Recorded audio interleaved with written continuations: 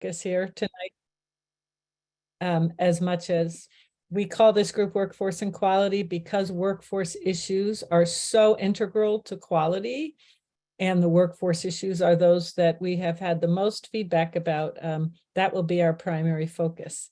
You just heard the meeting is being recorded, and tonight you're gonna have a chance to see and comment on some of our initial thoughts. These are preliminary thoughts around ways we can make progress and improve our workforce.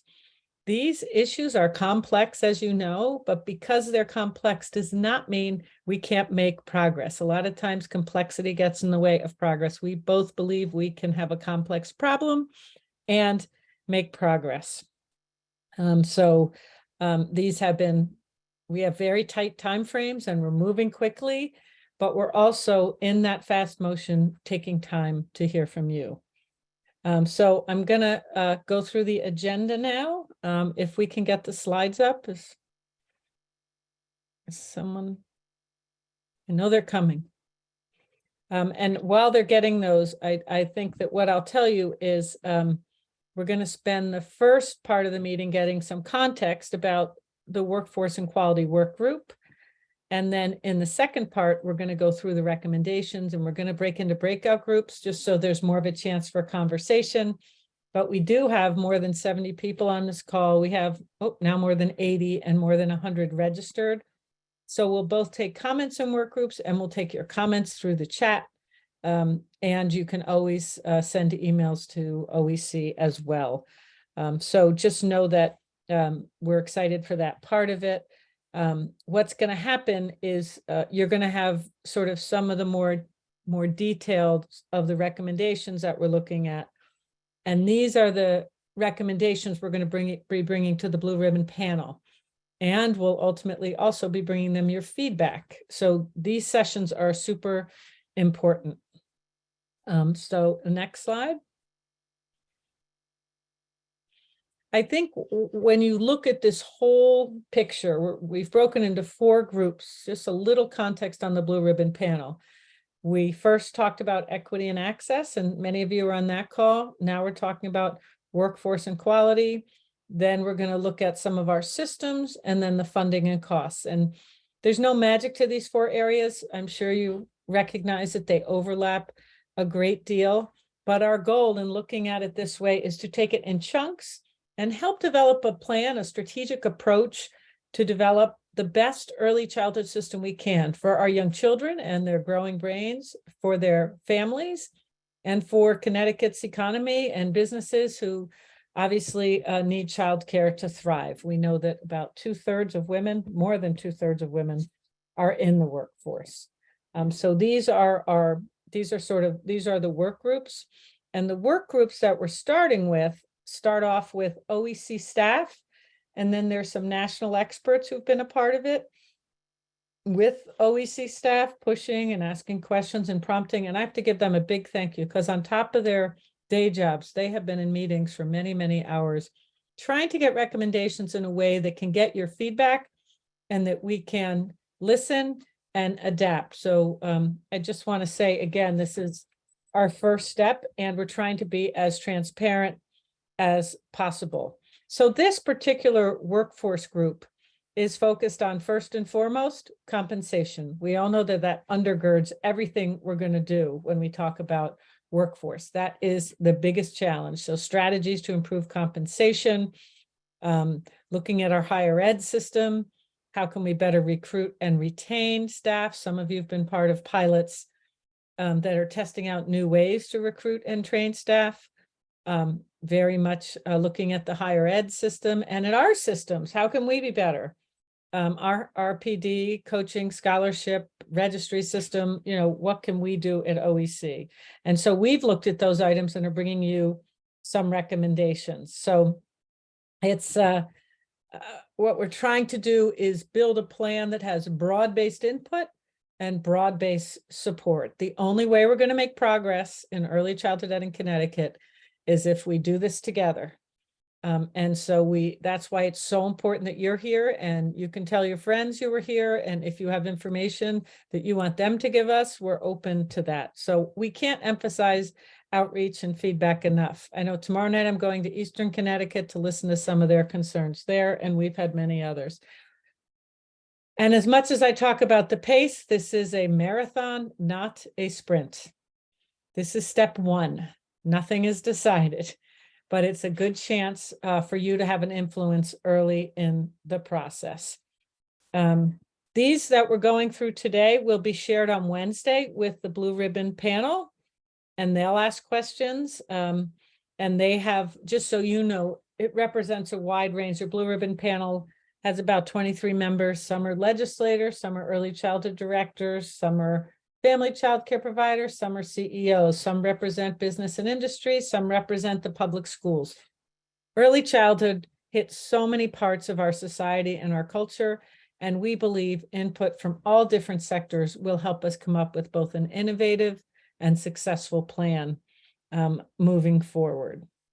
Okay, so, and next slide. This is our very complex timeline slide.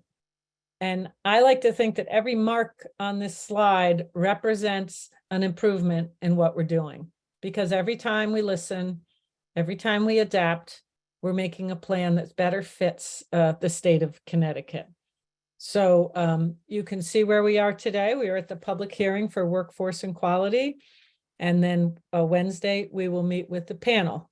And then we'll put together that information, we'll update the recommendations, and we'll come back out with them again. So it's a very iterative process. So this is a second of 4 public hearings.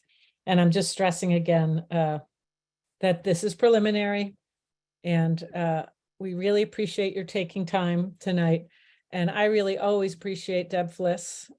Deb, we've been working together since we started working on worthy wages in 1998.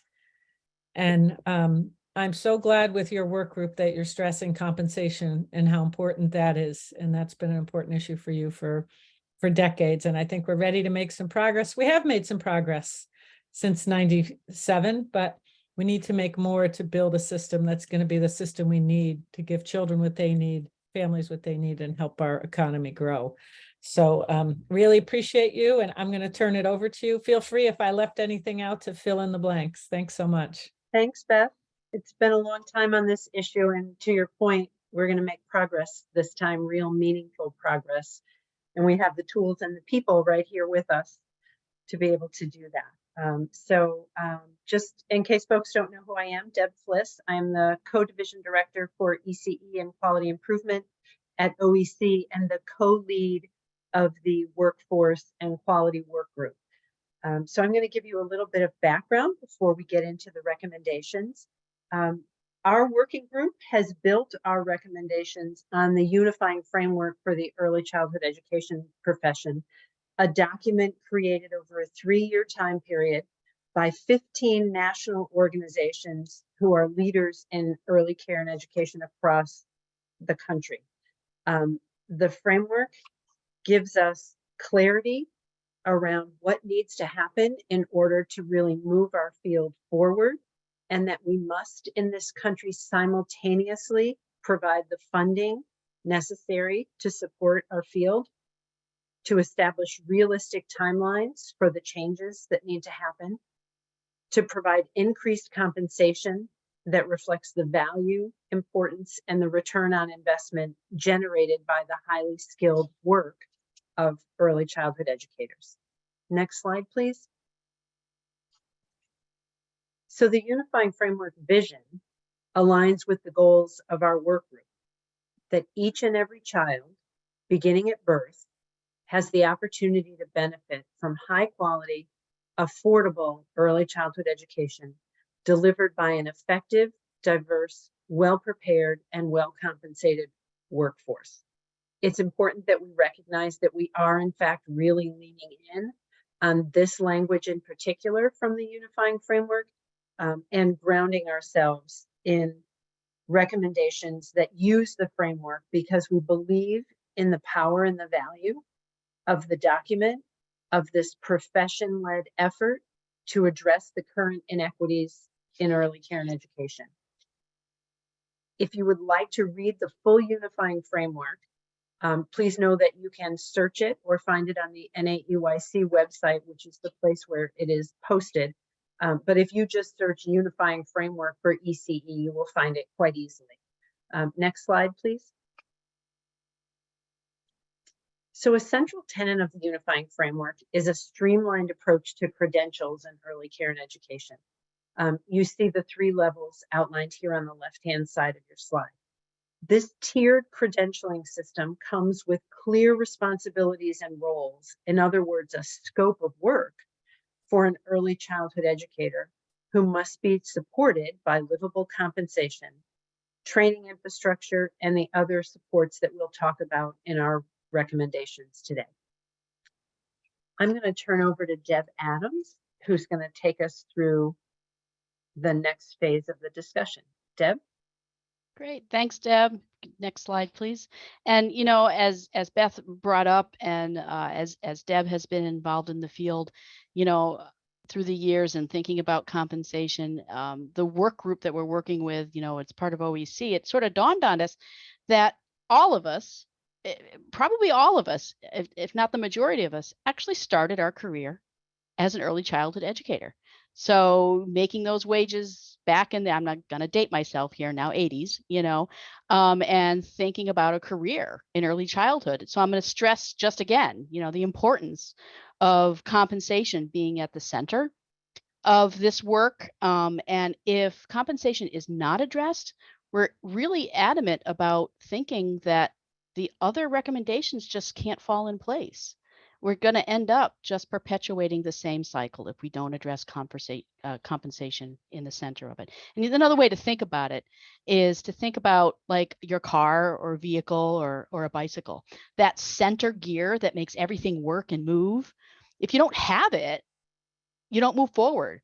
The vehicle doesn't move forward. Our system won't work forward, and our workforce won't move forward. So without compensation, we just won't make the system work, and we won't be able to move forward with the other great things that also need to happen. Next slide, please. So going back to the goal, you know, our workforce and quality target here for the goal is to develop and sustain equity-driven, skilled, diverse professional lead educators and program leaders that are prepared and fairly compensated to meet the early childhood education needs of the state's children and families. That is really the target, and compensation is the center of all that. People won't come to the profession, people won't be interested in the profession, and people won't stay in the profession if we do not address compensation. It's important to note that in order to provide quality early care and education for young children, and in partnership with families, we just can't skip over the adults in the middle. We provide a valuable service when children are not at home, and we can't skip over those people. And so the recommendations outline how the state can create a high quality, fairly compensated, and diverse early childhood workforce. Next slide. So everything's interrelated, as Beth mentioned early on. It's all connected. And you see right up front in the big green section there, compensation is at the center and in front of the other items that we are going to be digging more into tonight. The professional pathways and technical assistance, and recruitment and retention. The compensation needs to be right up front. And we're going to be looking at other preliminary recommendations, such as the professional pathways and technical assistance. And your feedback is really, really important. And it's more than just feedback. We really are looking for solutions. Help us to really think about, you know, what would you do if you were sitting in our seats right now and part of the work group and thinking about your experiences out in the field? What do you need to tell us? And what would be your solutions in addressing compensation, addressing technical assistance, addressing higher education and professional development, and addressing how do we get more people to come in to this valuable career and then stay in this valuable career. Could be in many different roles, but how do we get people to really stay in this work? Because we know it's a lifelong journey, and love for this work is what keeps us all here. But the compensation really needs to be at the forefront. So with that, Deb, I'm going to turn it back over to you, and we're going to get started with some breakouts pretty soon. You bet.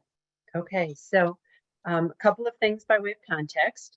Please know that these recommendations were drafted by the work group, who met in weekly sessions over the last 2 months. As Beth commented earlier, the pace has been intense, and we are very much at the point where we are ready to hear and have you help us craft solutions to our challenges. The recommendations build on the foundational documents and on the unifying framework, and they aim to address both the system and policy changes that are needed in order to move us forward. Please remember that we will present these same set of recommendations to the panel, and then the panel will do some work with them, and we will be back to you based on future iterations to gather more input before they are considered final. So this is the compensation set of recommendations that I'll go through here. To begin with, please note the draft on the top. So the compensation recommendations begin with updating the existing Connecticut compensation schedule report that was built in response to a public act in 2019 and establishes a compensation plan which utilizes a true cost of care study. Next, the recommendation is to adopt the three levels of educator roles, ECE 1, 2, and 3, defined in the unifying framework, and establish compensation requirements that are aligned with the government-funded reimbursement rates for state-funded early childhood programs, so that the ECE 1, 2, and 3 are tied to those rates.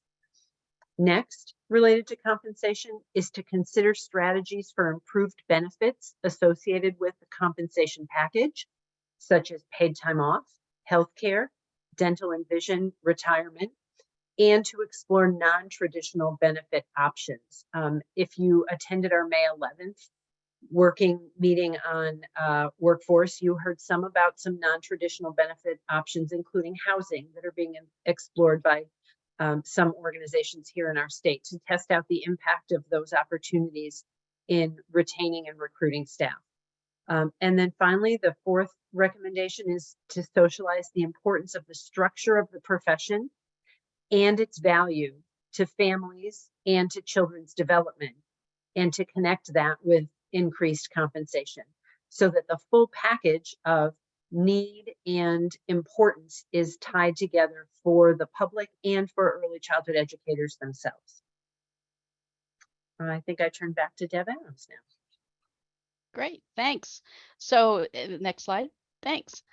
So let's imagine, right, that everything that Deb has put out there, plus all of your great ideas coming in and solutions, and we package all that up into a great compensation push and to think about that being solved, right? Let's say that things are close to being solved. Well, then if we're getting paid well, what do we need for professional pathways and technical assistance? And how is that going to support our continued learning in the field while you're there? So part of what we've been discussing in our work groups is what would it look like if we were to restructure the early childhood credentialing and certification systems? Okay, going back to that EC 1, 2, and 3 from the Unifying Framework, and really working with the Office of Early Childhood ourselves and the State Department of Education. As we know, early childhood is birth through grade 3. How do we do that work in alignment with the Unifying Framework?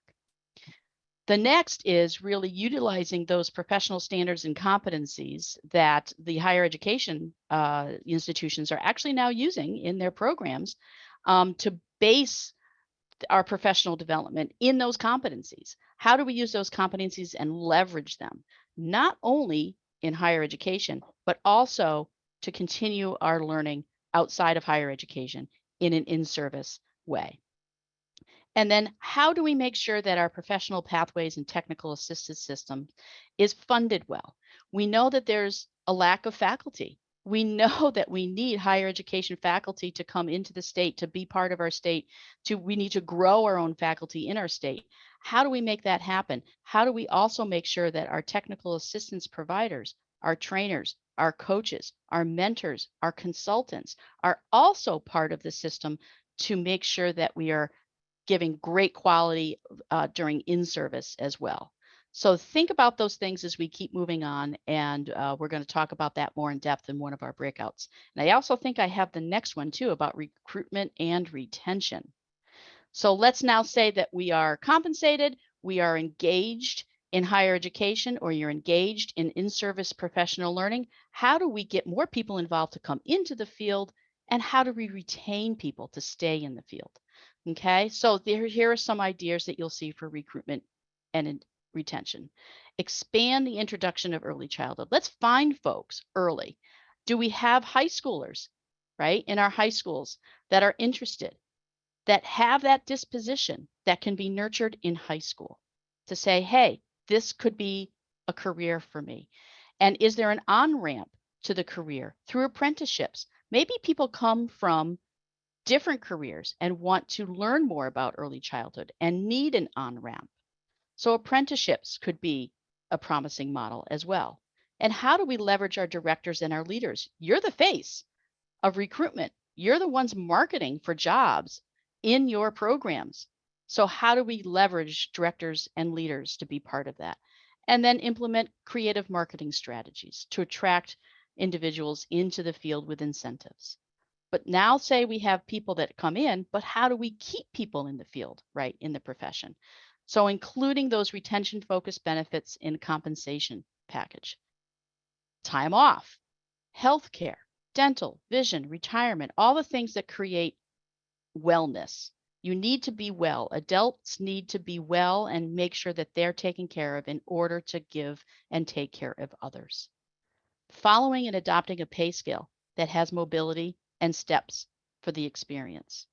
Professional development, creating more career pathways to give credit towards achieving credentialing and degree while you're working.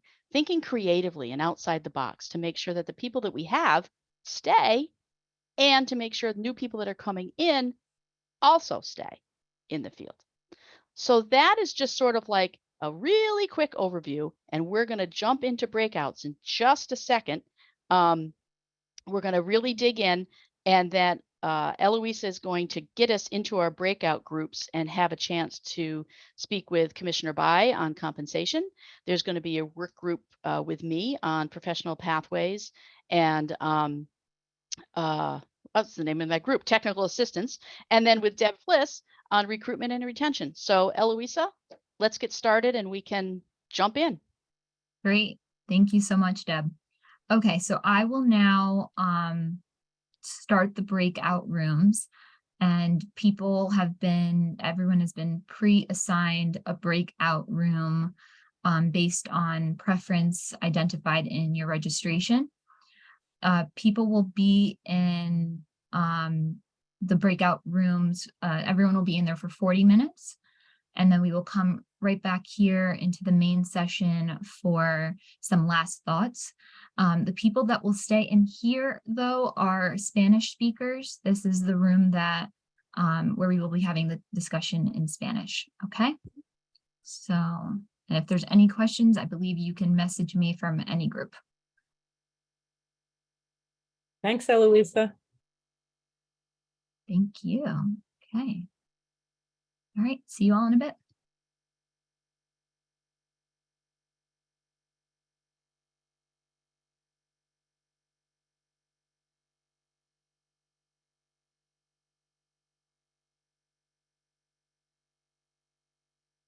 Oh, I see what's happening.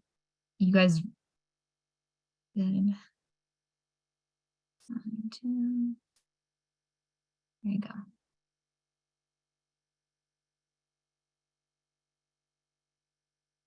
Okay.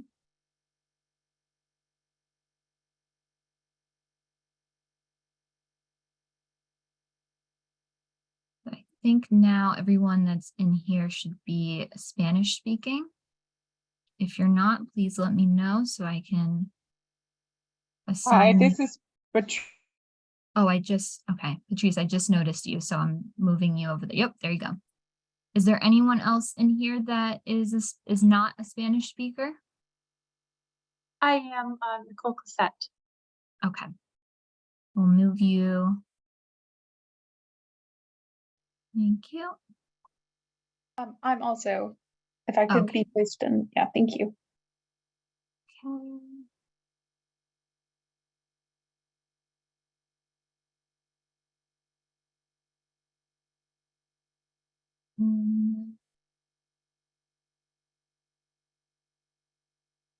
Oh, there's Katie. Okay, there we go.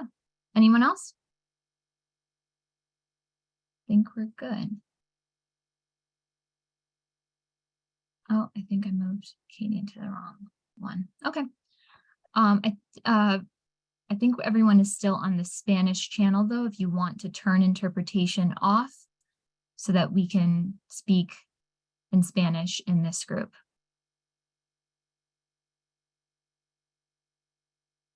Okay, and then Aline, I think you're the one putting up the slides, correct? They're still coming from the Spanish, so that's why I'm still speaking in English to the interpreter. ¿Ya me pueden escuchar en español? ¿Sí? Sí. ¿Todos están aquí ya? Sí. Hola a todas mis amigas que de WVDC. Bueno. Hola, Eloisa.